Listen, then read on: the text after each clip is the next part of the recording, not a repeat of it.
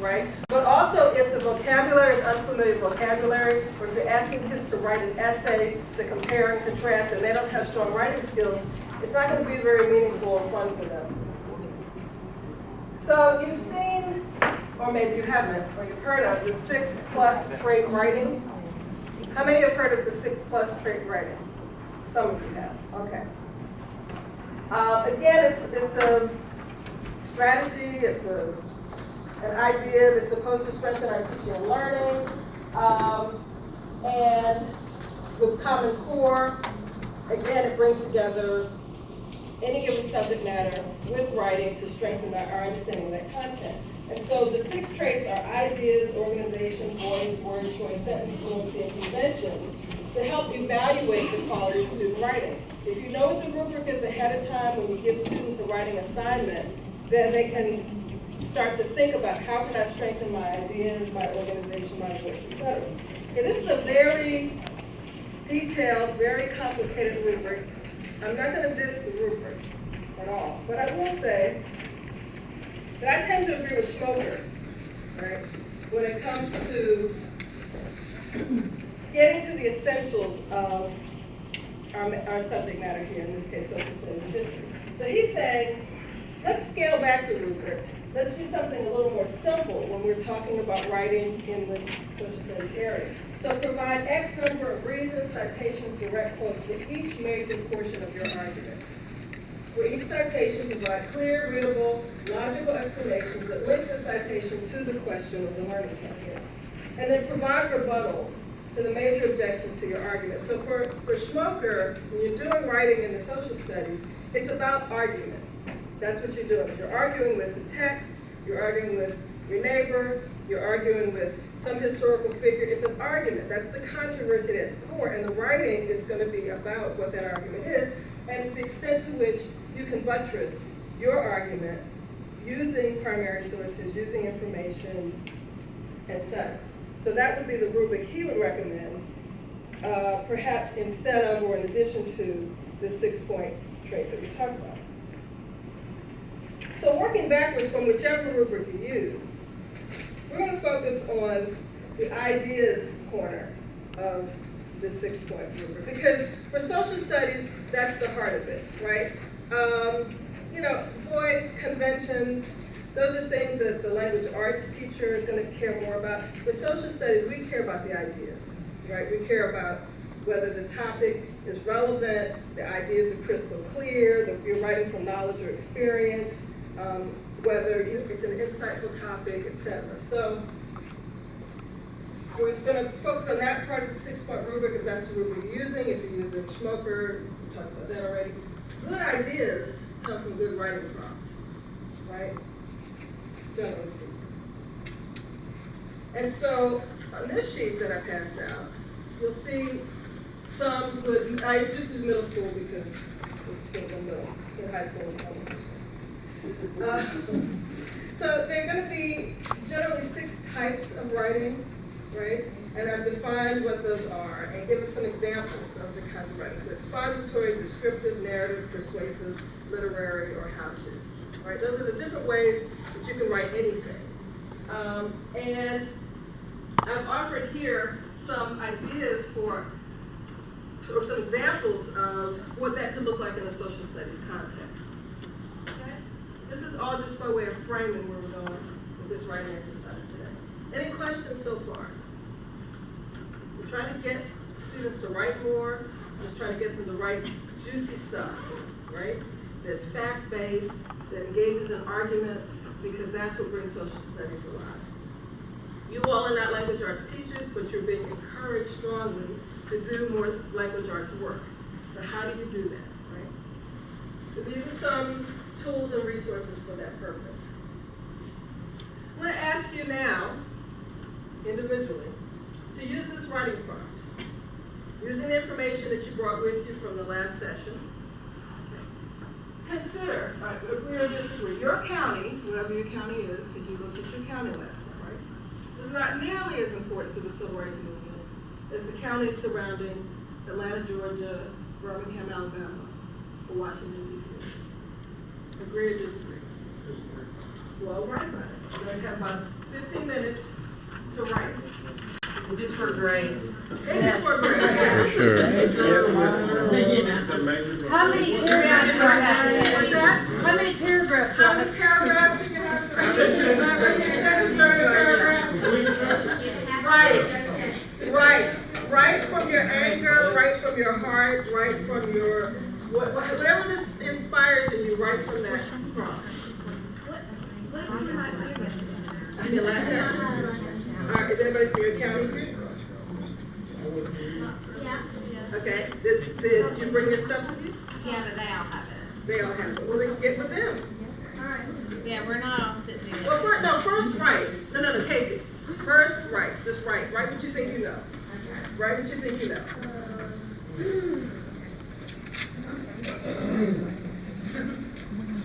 mean the county that I work in? You have, you have a letter, you've got a FBI file, you've got a photograph, you've got a newspaper article, whatever you brought with you from last time. And for those who weren't here last time, I know some people are being very resourceful and using the internet today to learn more about their own county. And I didn't find out until after I talked to you. So just check yourself. Look at what you wrote. Ask yourself whether you have evidence to support the arguments that you made in the small piece that you wrote just now. Draft of what the final thing will be. And so partly what I was asking you to do is to consider revisions based on the evidence that you have. Looking at the rubric, knowing this is how you're going to be graded, asking yourself, well, did I give enough evidence to support my argument? Are my arguments strong enough? Should I go back and add more stuff or revise or whatever? So just quickly, what were your responses to the prompt? Is your county not nearly as important to the civil rights movement as Atlanta, Birmingham, Washington, D.C.? What were some of the responses?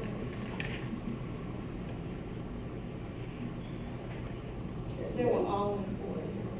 Okay. At some point in time, like I was telling you, everybody has their own little story and they add up. Right? Okay. From our lecture, it's the grassroots divisions, and without the support of the community of people behind the organizations and DNAs, nothing would have happened. It's the ordinary people, like high school students, who have negative groups, so all counties play their part. So did any of you use Jim's lecture as part of your evidence? Okay. They're clever. Okay. So when I set it up, I said the evidence you brought with you, but that doesn't keep you from shutting off your ears or your eyes, right? You heard Jim's lecture, that's evidence. Some people have their own personal experience. You lived through something, that counts. You heard oral histories, those count, right? So all the pieces of evidence count. Some may weigh more heavily than others. There may be somebody who's giving an oral history who you've heard on the grapevine might be suffering from some dementia. So then it's kind of like, well, I wonder if that person is really telling the story in the way that it really happened. But that's not to discount that person's story. It just means that you have to get some more evidence to make sure that that date that that person said was correct, or that place or the sequencing was correct, right? So you don't take any evidence in and of itself, by itself, right? You always have to have an accumulation of evidence to build your case. But all evidence counts, right? So to round off this part, because we're going to take a break and then we're going to come back and do a photo exercise. To round off this part, look at this, the writing prompts that I offered on this sheet. Good. What I'm trying to do is adapt from this website. This is a pretty good website, actually. There's several that offer some good writing prompts. Trying to adapt the different types of prompts to some examples that you can use in a social studies context. So the ones that I think we talked about a lot today were the narratives, when Jim was talking about storytelling being at the heart of history. And I think in terms of Schmoker's piece, a persuasive essay is going to be the thing that engages arguments. So those would be the two types of prompts that you might want to try to do a lot more of as you're considering how to get students to do more writing in the social studies context. But there's no reason why you can't do the descriptive piece. Imagine you're a freedom rider enters, as the freedom ride enters the state of Virginia, describe what you hear, see, and smell. That can be really compelling because it shows you that the kid has really paid attention to the film that you showed, or the oral history interview with a freedom rider or whatever. Describe a historic site in your own community. Start with what you see when you walk in, and on the immediate left, and you pan this way. So you're getting some real detail about a field trip that you might be fortunate enough to take with your kids. Or if you step outside the school and there's a historic site right there that you tend to overlook because you just pass it every single day. Let's focus on it. Let's pay really detailed attention to what we see. Describe it, and then we'll try to figure out what the meaning of that thing is, right? And so there are a lot of different ways to play with writing in the context of social studies that might not only help us move closer to Common Core standards, but bring history alive for kids in our classrooms. And it can be really short writing assignments. One of the other things that's really powerful is to do a lot of writing, a lot of writing of different lengths. So short writings like we did today, your longer pieces like a research paper, stuff in between. It's the practice that builds the writing skill. Sir?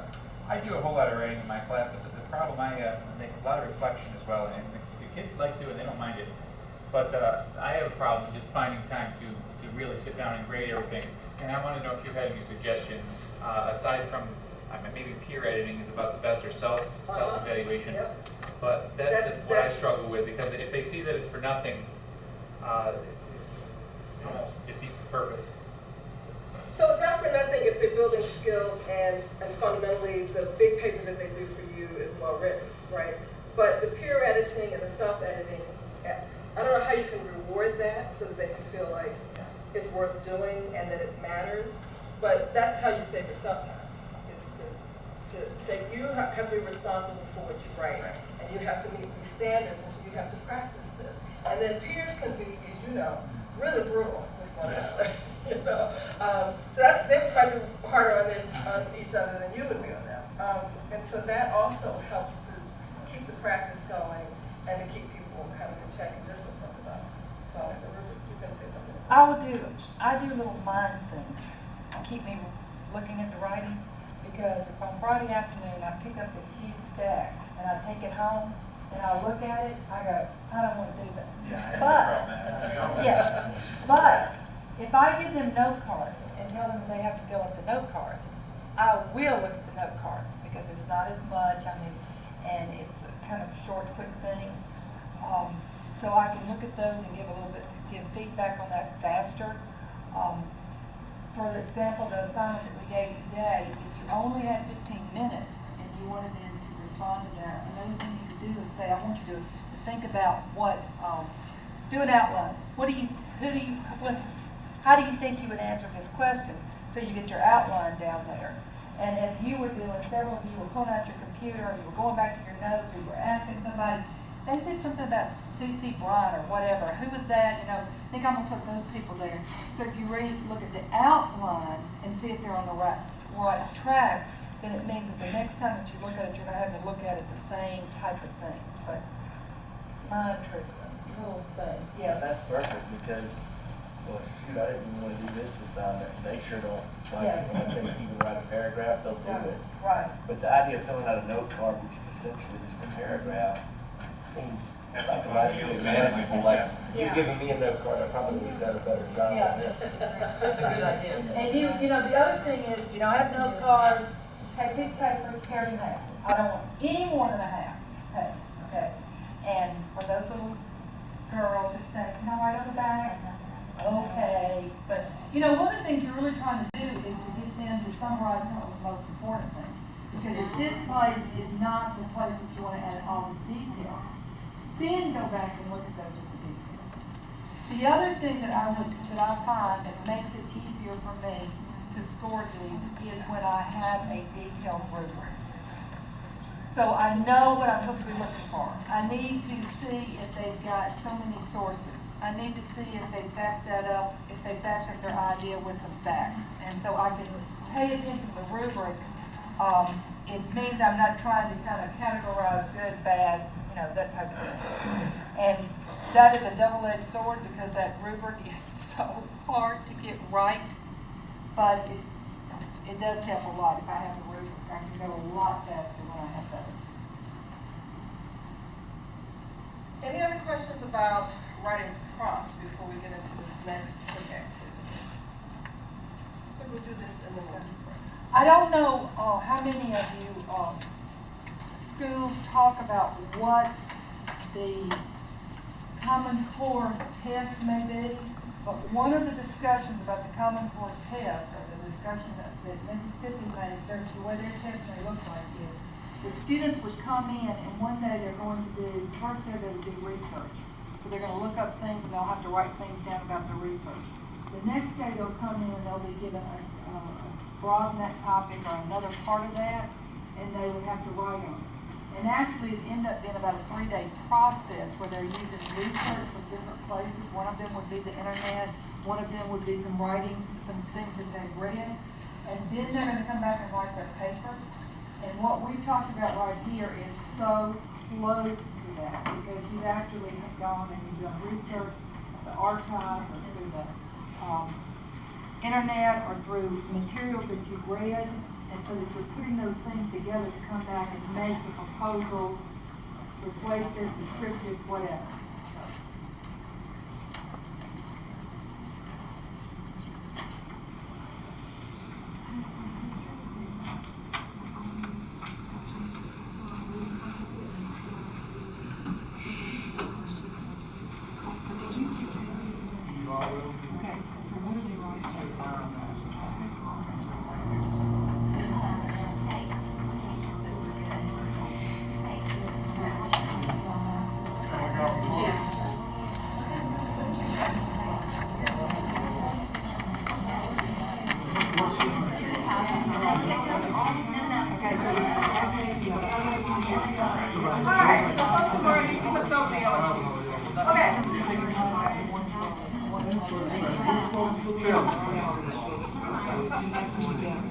Yeah, some people already did. Okay, so the next, we're going to shift gears a little bit.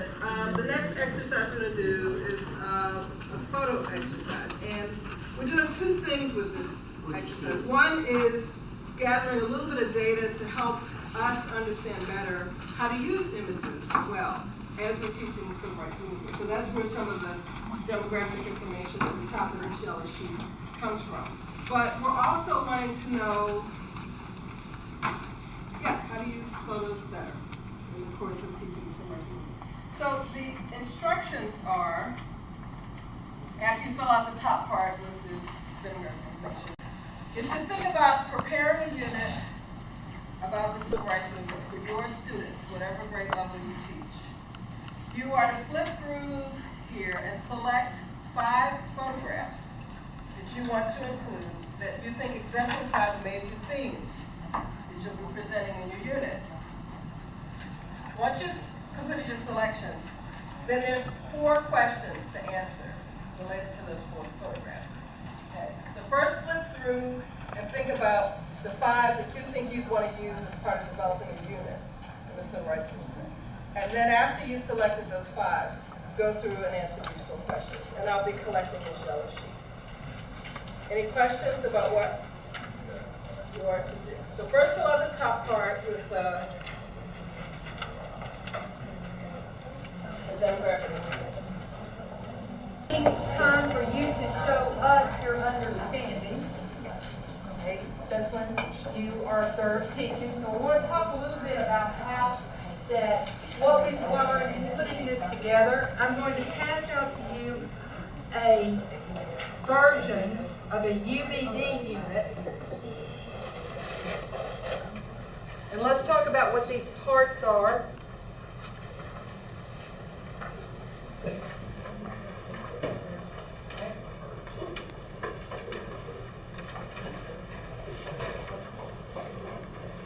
Okay.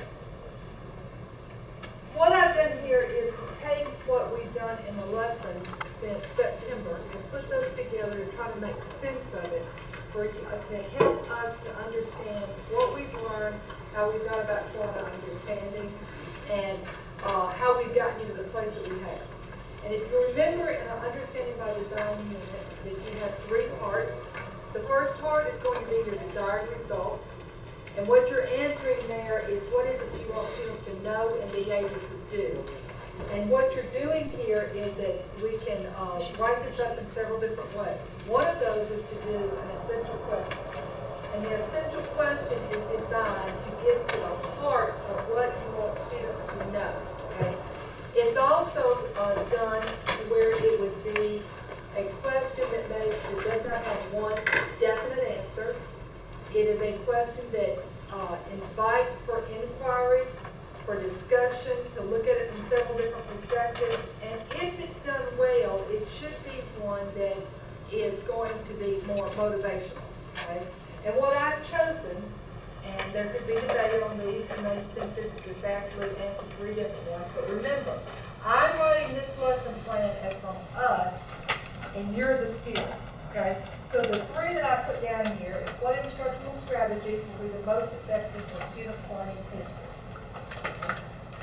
Just think for a second, and how would you answer that question? Based on what you've seen, experienced. Done a little research, you listened to some personal perspective, you listened to some historians, you had some things you were supposed to read. We talked today about how we may take notes and how that we may summarize what we've learned. Then also, B, is how do we know what happened in the past?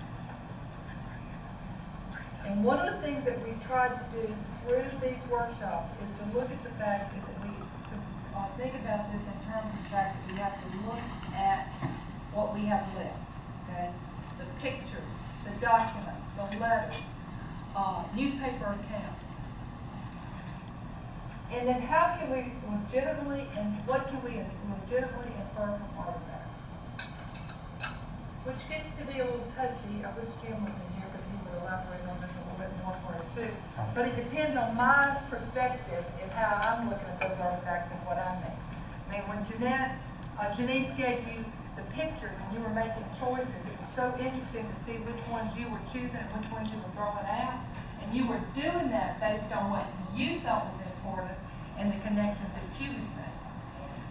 And that's part of what we want students to understand is that historical perspective is actually based on what someone else thinks and it's based on how they experience and what they learned from them.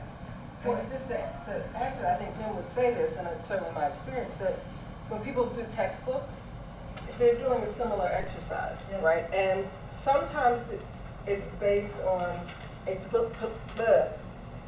particular perspective on the textbook manufacturer, right? Sometimes it's the collective wisdom of a group of historians, right? But it's still the same kind of process that you just went through yourself, where you're making a judgment based on the story that you're trying to tell. So there's going to be some quote-unquote bias. Right. No matter what. And the same thing happened when we went to the archive. What you chose to even look and see was there was based on the things that you were already interested in, you heard about, you already knew about, you want to know something else.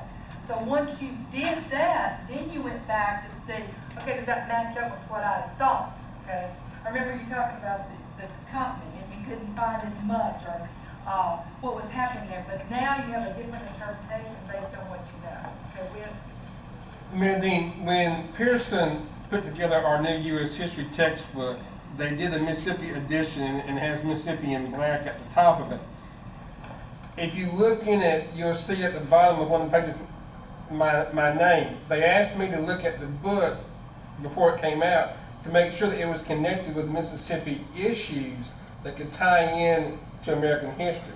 So that's an example of what you're talking about, where Pearson came to myself and two other educators in Mississippi and said, make sure that this national standardized textbook has made connections into Mississippi. I think for us, and you know this so very well, is that students think that that's just the gospel fact, okay? And so they just accept what you're saying. They never question it. And one of the things that we want to be able to do as educators is to get students to be able to think about this. or think about what somebody else is telling them and trying to make decisions about, is this really true? Is that the way this was? How did other people feel about this? What would be their perspective? And so that's some of what we were trying to do here. Remember, this is a unit plan that was written based on what we are trying to do with you. Okay, and so in our desired results, we first of all have some essential questions. The second thing that we do is that we write those in understanding. Now, an understanding is kind of like the universal, or I don't want to say universal, it's the truth. It's the heart of the matter. It's what it is that we really want you to come away with understanding. And the argument could be made, well, you've written it down here. I've got it. No, if it's a true understanding, it means that you've got to actually experience it in several different ways before you really get it, okay? And so, as we've gone through this, we've given several different exercises for you to be able to experience this and be able to come away with this different perspective.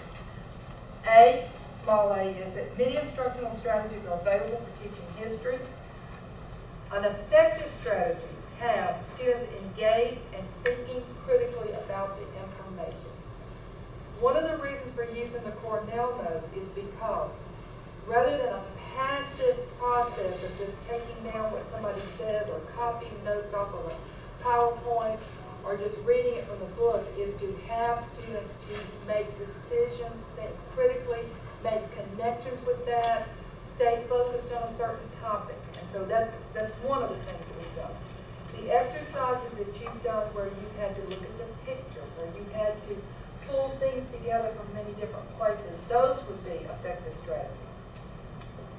History involves the interpretation of the artifacts. And as the exercise that Janice just did, it also just makes a decision on which artifacts are you going to use. When you went to the archives, one of the things that you were doing was trying to pull together some materials that you would use in your class. Which ones did you choose? How are you going to use them? Are you going to tell students what those things mean, or is it left in any way for them to make that interpretation? And then C, historical interpretation is influenced by one perspective. Where am I coming from? What did I know about this? What did my parents say about this? What do the people around me say? What have I heard from other situations? All of those things come into play when we look at those pieces and try to make a decision about that. Students don't always think about it that way. They're used to it being facts. Here it is. Learn this. Get it back to me on the test. And they don't realize that many times that those are left up for us to make some of those decisions. Okay, then we also break this down into knowledge and skill. And the question may be, why? What difference does it make? And the difference is that you teach knowledge one way and you teach skills in a different way.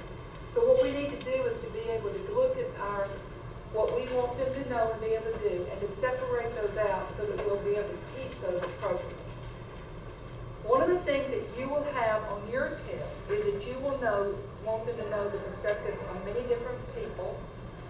I chose historians and participants of the Civil Rights era, the people that we've had speaking to us, participants both locally and nationally in the Civil Rights movement. Jim has helped us work through those. We've looked at them from several different places. We've seen what their ideas meant for Mississippi, what it meant for the nation, etc. And then we would also want them to know incidents, legislation, and court decisions that encouraged and continued the Civil Rights movement. All knowledge. Multiple choice test. Get it back to me kind of thing. Then there are skills that we want you to know. You had instruction on how to do an oral history interview. You conduct research for resources to use within the classroom.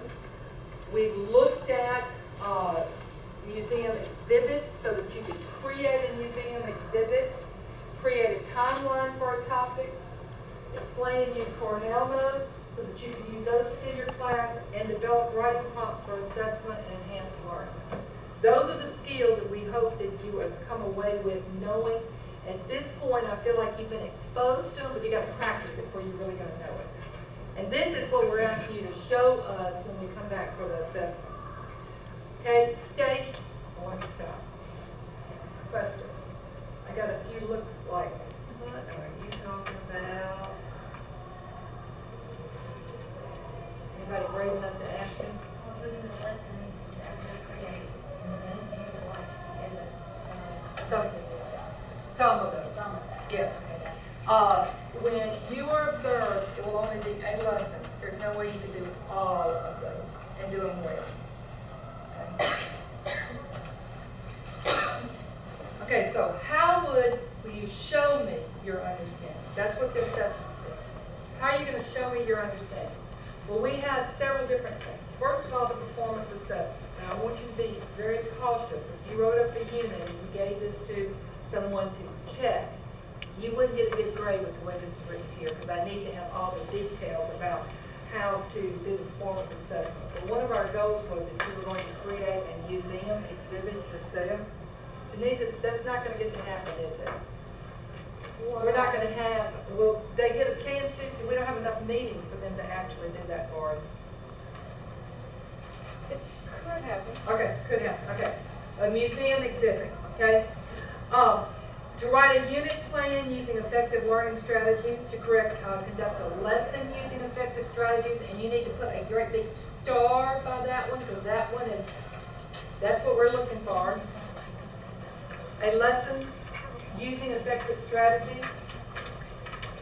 And a lesson fits in a unit. A series of lessons would be a unit. To develop a museum exhibit, or possibly a timeline for a topic using primary sources, photographs, letters, personal accounts, etc. Other assessments that we have built into this is to discuss with others and provide evidence of your oral history interview. Anybody conducted that yet? I'm working on mine. Good. Okay. We want to hear about it in February. Yes. Provide evidence of primary sources collected during research into archives. And I've noticed on Deb's that different people have theirs out. You haven't shown yet how you would use those, but you brought those resources. In February, we've got an incentive for those people to bring theirs and show what they've chosen and how they're going to use that. We have an extra gift for you. Right, Mike? Yes, you do. What are we? In No, February, it's not monetary. gift. In February. It's the gift that keeps on giving. Yes. You are to bring the primary sources that you are going to use for a unit or have used for a unit and share with us what you're using, and we have an extra gift for you. Really? Yes. When's that meeting? February 8th. February the 8th. Okay. February the 8th. Okay? Now, That's it? Yeah, February 8th is here on a Friday. okay? Discuss and provide evidence of use with the primary sources collected. That's part of that. Discuss and provide evidence of use of Cornell notes or variations of it. Technically, I did that one today because you had yours. You know, if I were teaching you this in a classroom, we'd do a lot more practice before we take that little bit of evidence. And provide evidence of writing prompts with used in the classroom, which is another thing that we need you to include and you can bring with you on February the 8th.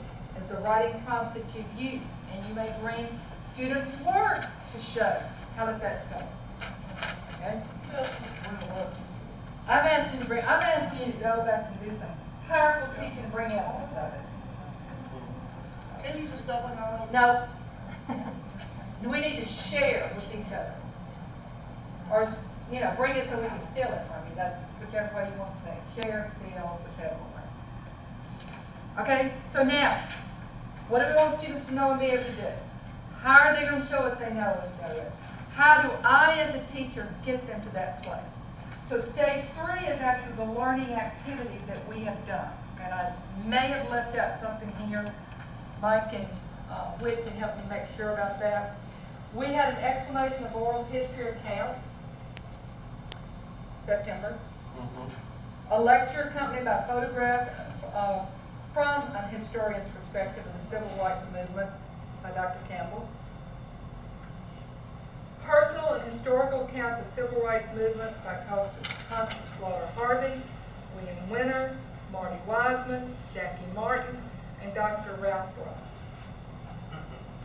Okay. Explanations and basics of research for using the William Winter archives. Practice gathering and researching and gathering primary documents from the archives where you actually went and did some of that and brought those things back, which can be continued at home. Because remember, a lot of those materials you can get offline. Tour of museum exhibits, the Governor's Mansion,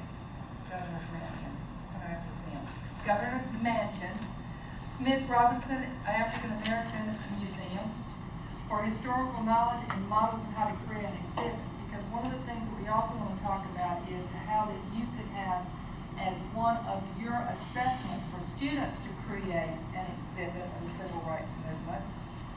And it could also be something that could grow within your school and that you may use it for over years and have students to add things to it. Okay?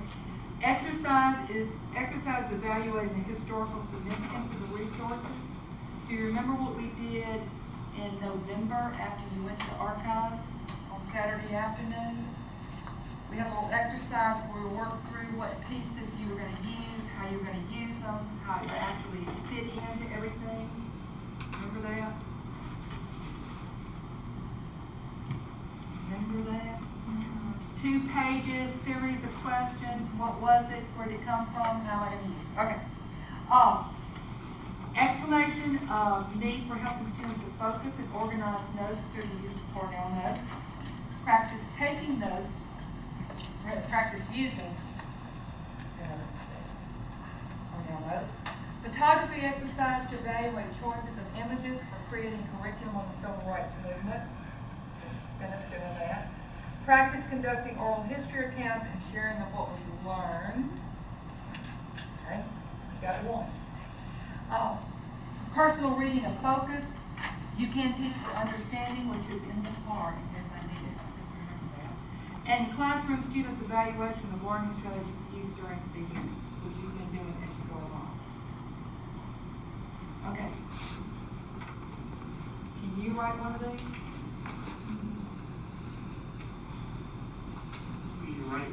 Yeah, you wrote one. Well, not for today, because it would probably take a little longer, especially if you want to get it better than this one. Okay? Can you do this? Ask questions. Let me know where I got your loss. Okay. Your finished product. Okay. Your finished product will be this. Okay, Win and Mike, make sure I got this right. Your finished product will be a lesson plan. This is a unit plan, okay? So you want to put your lesson plan in context of your unit. In your unit plan, you have got to use. No, you don't have to create a lesson out of that unit. I gave you this today to show how a lesson, how I will finish. Right. And everything that we've done, for example, the exercise that Denise did would have been one lesson. Okay, one lesson within that unit. Okay. Jim's lecture this morning, one lesson. My 2 little parts in the Cornell notes would have been a couple of lessons because we would have to practice and model that. That was a lesson. When we went to the archives and we were told about how to go about doing that, a lesson. Your actual work doing the research, 2 and 3 lessons because it would take time. Okay. Yes. And you may not, okay, in your lesson plan, you may not completely answer an essential question, but you're getting them to the point. Because when we come to observe you, yes, okay, that's right.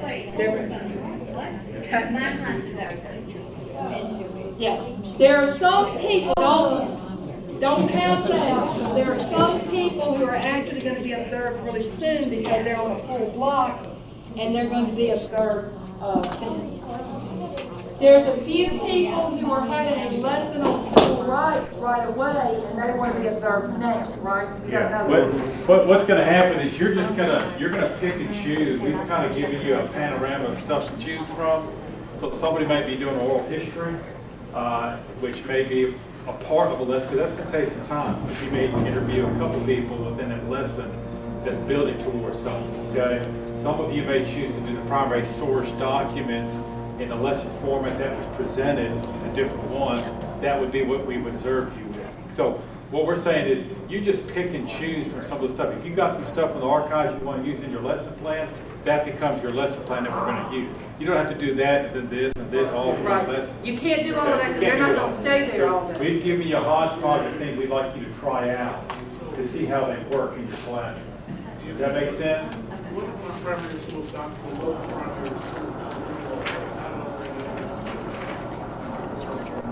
Let me add one more thing before I answer Larry's thing.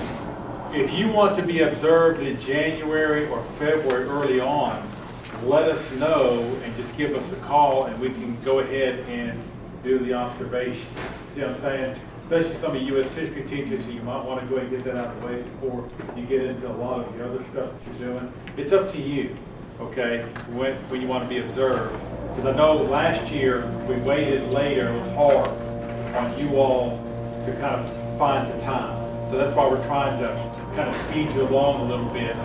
And if you will come in February with stuff, then we will offer some kind of historical book or something of that nature. Oh. Look around and see. Okay. It's a gift. It's a gift. All right. All right. No, I did not write it. I couldn't get this written without a problem because I know it's not right. It may be a book that Jim's written.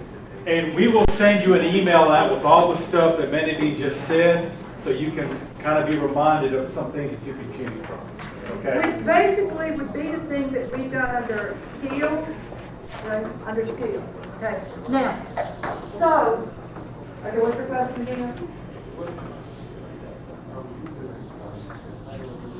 Okay, if you were going to use a purpose like the grant is used with having personal perspective. Okay, if you're gonna use Dr. Brock in class, just inviting him into the classroom cannot be your lesson. You're going to have students prepared to ask him questions or whether they're gonna take notes on it, something like that, okay? You cannot just use him as your lesson. What you say, bring evidence of the primary source. That's what I'm talking about, primary source, and I'm saying he's going to speak, he's trying to say. Okay, You're saying bring evidence back as the primary source. no, All right, Larry, let's say that you bring in a couple of documents. That's the evidence of your primary source, that your legislator's gonna have that attached to it. And that each child's gonna have a copy of the primary source document. Now, but then you gotta tell us in your lesson plan, what are you gonna do with those documents? what was your goal? What did you want him to learn? What kind of instructional value process that you're gonna use those documents in? Just by bringing those documents in will not be sufficient.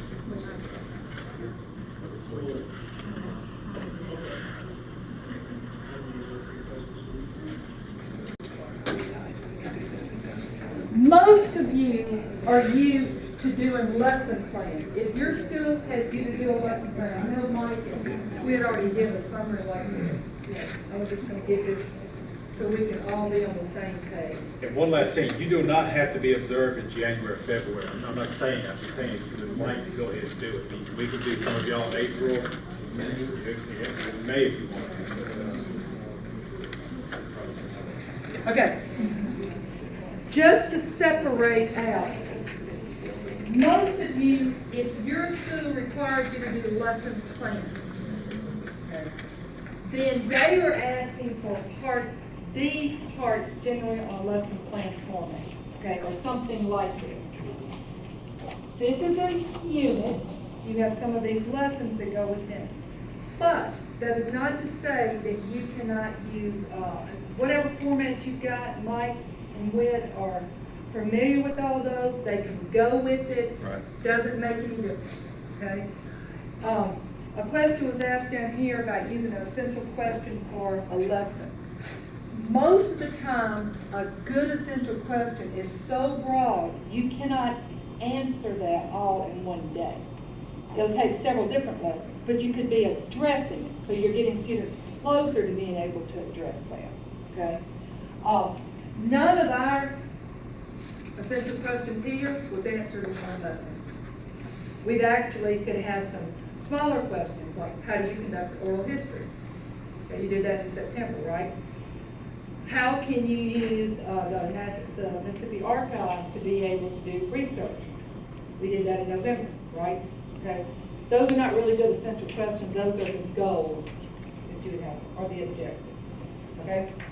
So when you come in, we'll separate this out, make sure we're all clear. When you come in February, if you bring evidence of what primary sources you're using, the oral history that you've done, how you're using that in the classroom, if you can bring evidence of the fact of how that you have used any of these resources within your room or getting ready to use those, there's a gift.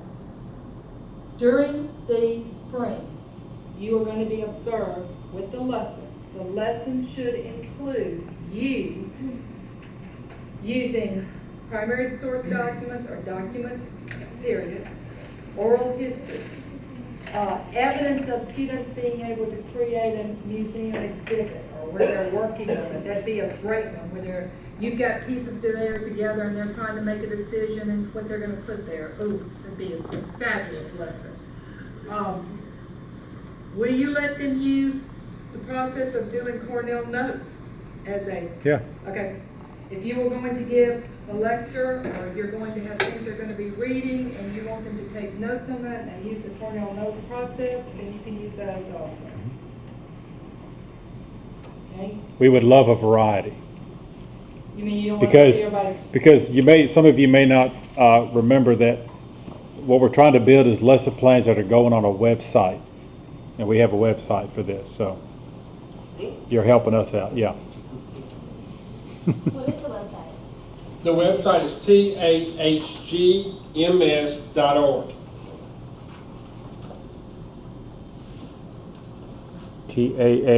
tahgms.org.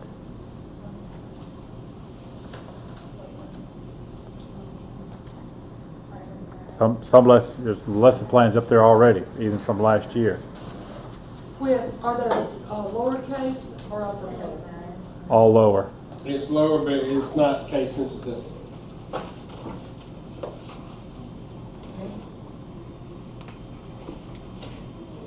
Now, next question. I love that deer in the headlights.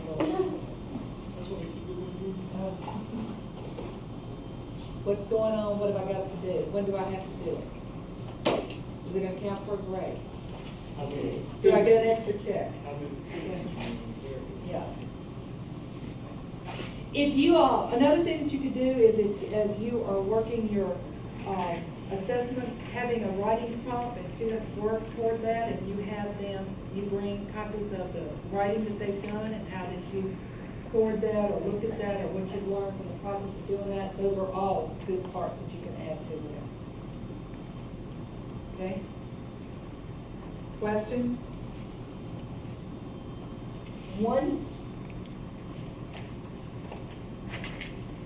One other piece that we intended to do today that we did not have a chance to do well, and I hate doing this, but I'm going to pass this out and we'll talk about it. Let me put this in your hands first. I hate giving people pieces of paper and not actually doing it yet. They're already in separate twos. And if you'll start looking through these.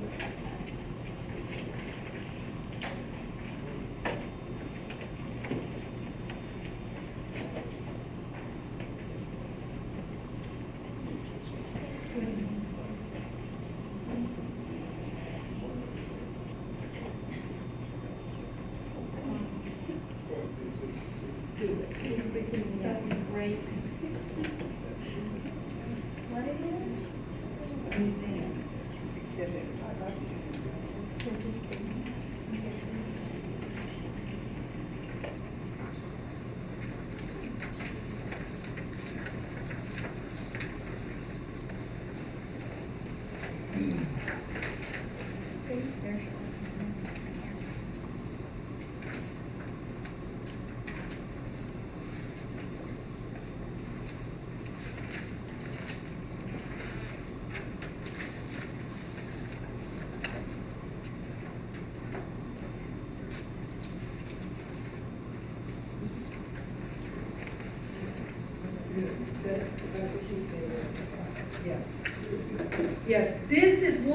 things that we wanted to use as our performance assessments is for you to create a museum exhibit and then to be able to use those museum exhibits as a model, for you to be able to use those museum exhibits as a model for having your students to do this.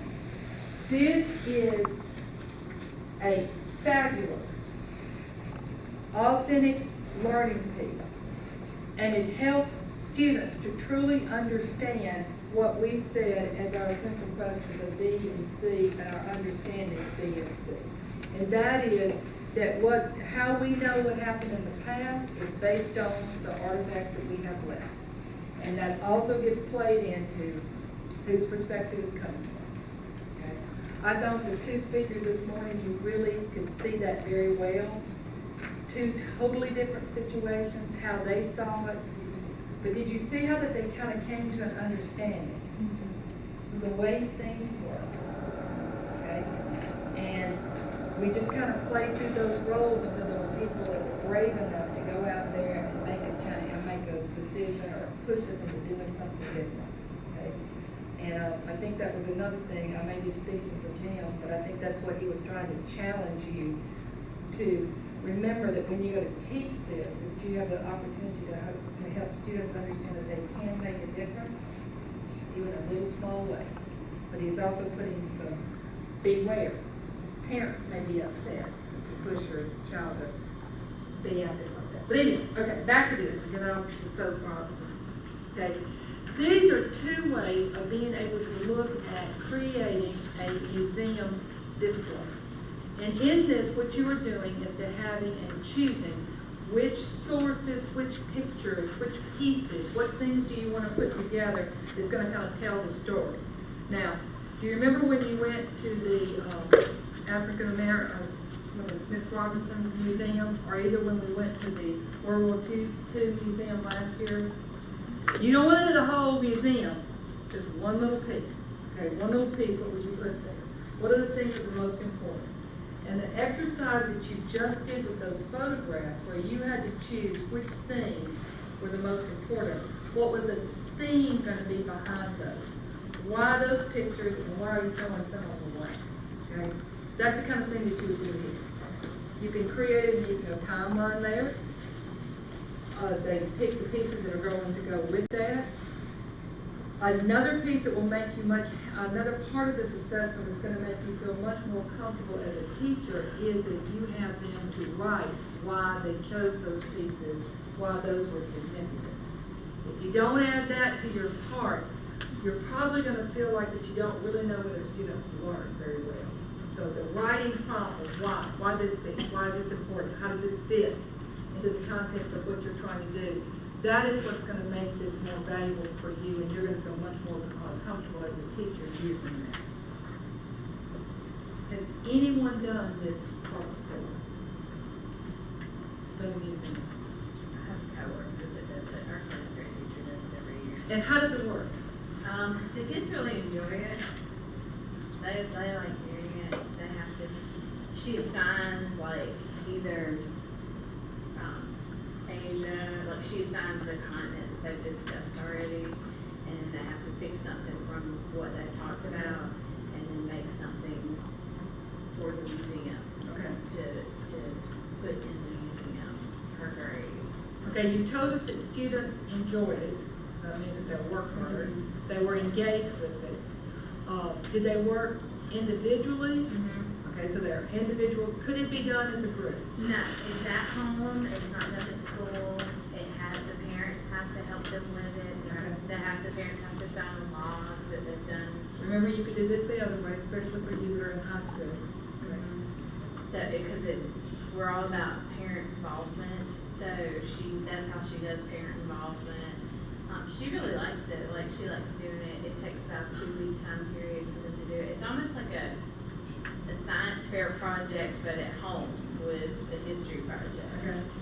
Okay, now you told us several really good things. Tell us some of the disadvantages of doing that. The frustrations you have. Some of the kids will do it the night before, and they bring in a haphazard mummy made out of marshmallows,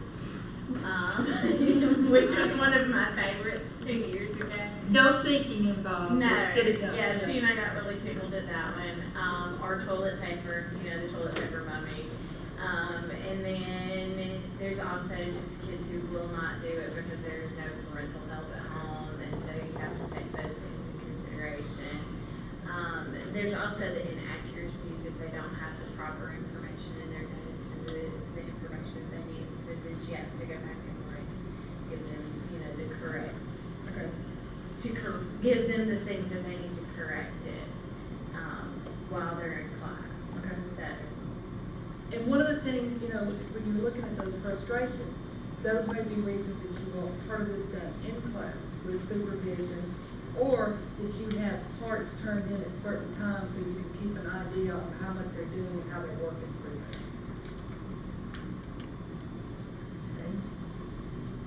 Okay? As you're thinking this through in your mind, what are you thinking? How do you think that you may do this? What are some things that you would, how you see this possibly working?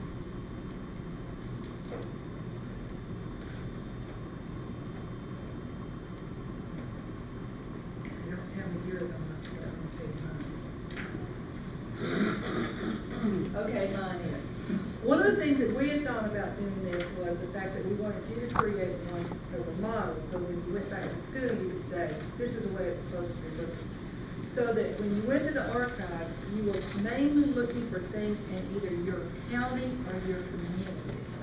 So what did you find there, okay? And that those pieces would be the things that you would put in your exhibit, okay? Now, if you had a document, you may have parts of that that you're going to have highlighted that you want them to read. Remember how they had to do those in the museums? Or that you have to go back now and find pictures of where those things were actually taking places. Or that you have actual pieces that they use. For example, if there was a protest and there was a sign and you could make a sign like it, or you have the actual sign that you saw in the pictures, those pieces, and you put those together to where it tells a story. So as a viewer, just like when you went to the museum and I stand here and look at this, I'm going to learn something about Pike County, Marion County, Columbia, whatever, and how they played into the civil rights movement. And what Jim told us today gives you some other things, if you didn't already know those, to go back and say, okay, where were those people in my community? Or were there other people in some of these other communities that I need to include in my exhibit that are going to be important to this? So if you do your museum exhibit and you bring that to us on Tuesday, on the February the 8th, there's a prize. Can I do this? Yes, you can. If you're going to assign this for a project for your students, you really need to have a model of what you want it to be like for them to be able to look at it. Or you're going to take them to a whole lot of museums for them to be able to see that. Okay? Do what? Internet, good, but put it all together. And remember, the point about doing it in an exhibit is who's telling the story, what perspective are they coming from, and what are the things that they feel like tell that story. The exercise you just did is a lot of that, because you're making a lot of decisions about what do I want to tell about, and then what will tell that story the clearest.